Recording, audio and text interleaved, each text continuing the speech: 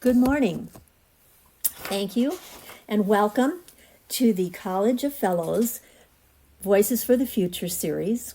I'm Margaret Ann Hennen, a member of the College of Fellows, and with me today is Philip Poole, APR, fellow PRSA, who was inducted in 2018. Philip is the 2024 chair of the College of Fellows. Good morning, or good afternoon, I guess, morning, really. Good afternoon, yes, it's afternoon where I am. Me too. Thank you for talking with me today, Philip.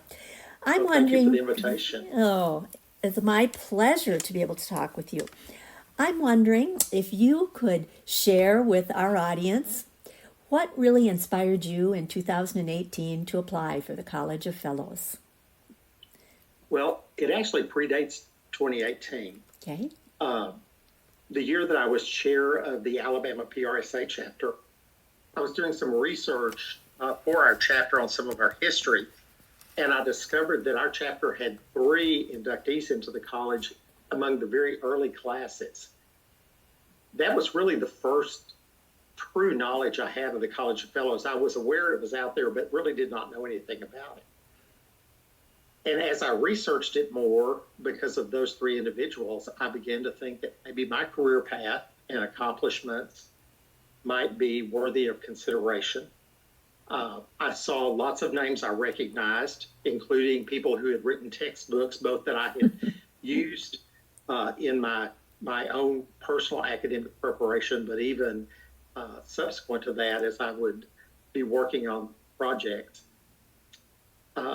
I thought those folks were just absolutely stellar, and if I could be included among them, that would be a career accomplishment. I'll also admit that selfishly, I thought having an extra credential with my name might help me, because I spent most of my career in higher education, where letters and credentials after your name are very important. Mm-hmm. And I saw this as a possibility of enhancing my professional credibility with colleagues. The final point, though, was that I had 2 friends who lived in Mississippi who were in the College of Fellows who encouraged me to consider applying.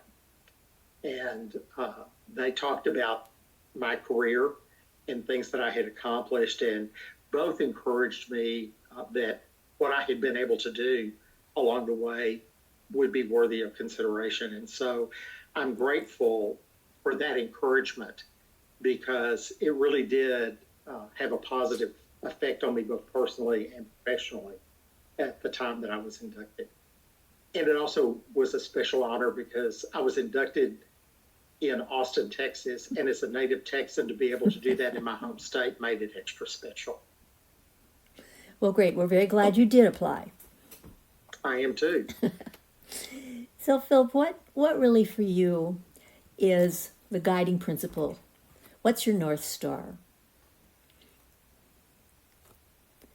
Many people know already that I am a person of faith, in addition to my professional credentials. And one of the things that I've always wanted to do was to do the best I could, personally, professionally, morally, and ethically. The moral and ethical aspects are very important to me.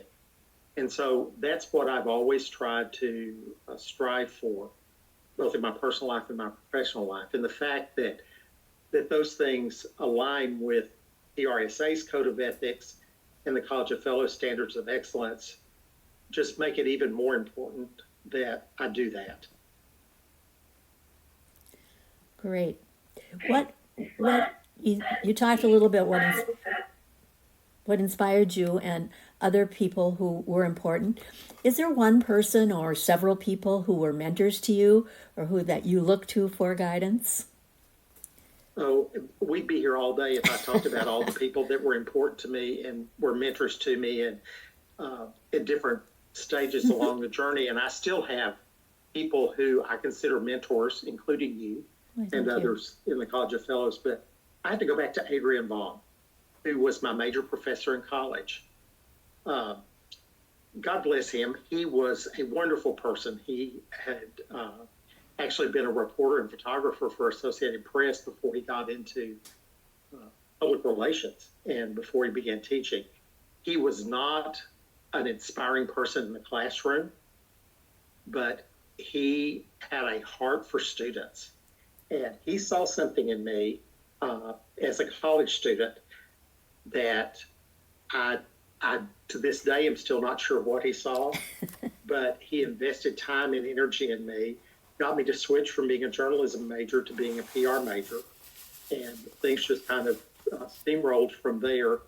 He got me involved in PRSA and encouraged me in that and allowed me to serve as president of our chapter my senior year in college. But the thing that made me appreciate Adrian so much was he stayed in touch with me and was an encourager to me literally until the month that he died. I had gotten a note from him not long before he died, just checking in. And I can honestly say that I would not be in public relations or in PRSA today without his mentoring and encouragement. And he's one of the reasons why mentoring has always been so important to me. We've come up with the term now, pay it forward, but he was paying it forward before that was a popular phrase. And because he took the time to invest in me, I have wanted to do the same in other students and young professionals. I could keep going.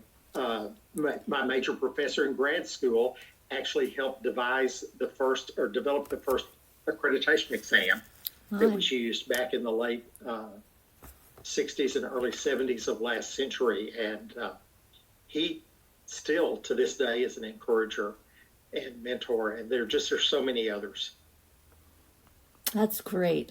And I know that you have done a lot of mentoring through PRSA, through the College of Fellows and beyond. You're pretty near to your College of Fellows application, so you perhaps remember some of the things that you put on it. I really don't remember that much about mine because it was so long ago. But maybe you could share with us a couple of the exemplary pieces of your career that you used or that you would use today if you were applying today, because many things have happened since 2018. So, well, I had to go back and actually find my application and study it because I could not remember for sure everything that I had put in the application. But I'm glad I did because it reminded me of some key things that were important to me then and still are important to me now. One, the university where I was working during the time when I was applying to the college, did not have a crisis communication plan when I went to work there. And, for an institution of higher education not to have a crisis plan is a crisis. And so I was able, with a couple of other administrators at the university, to be involved in developing the first comprehensive crisis plan that the university had ever had. We studied what other similar institutions had done, did a lot of research and developed that plan. And the interesting thing is, part of what triggered us doing that, those that have been around long enough will remember the swine flu potential pandemic back in the mid-aughts of this century. And we actually included a very detailed plan for what would happen in a pandemic crisis that might necessitate quarantine, closing down the campus, ceasing operations. And that was included in that plan in 2006 and 2007. And when I hear people talk about how COVID impacted them from a crisis standpoint because they didn't have a crisis plan, I just smile and go, we were smart enough to do that 10 years ago or almost 20 years ago prior to that time. And so that being on the ground floor for that process and then leading the implementation of it more times than I would have liked to have done, but knowing that we had a solid plan in place really affirms to me that we did the right thing and did it correctly at the time. And quite honestly, we even won some awards for it. And so I'm especially proud of the fact that we did that. And a couple of institutions that I'm familiar with have used our plan as a model for developing their plan. So that made me feel really good. And then I included information in there about mentoring. I know I talked about that a minute ago, but the fact that every place I've been, I've really worked hard to include student interns in our work. Sanford was not doing that when I went to work there. And despite the fact that they had a Department of Communication and a Public Relations concentration, they were not doing interns. And so I started an internship program, paid internship program, using students to help us in our office and keeping them involved in what we were doing, helping them understand what we were doing and why we were doing it, and then encouraging them in their careers. And so mentoring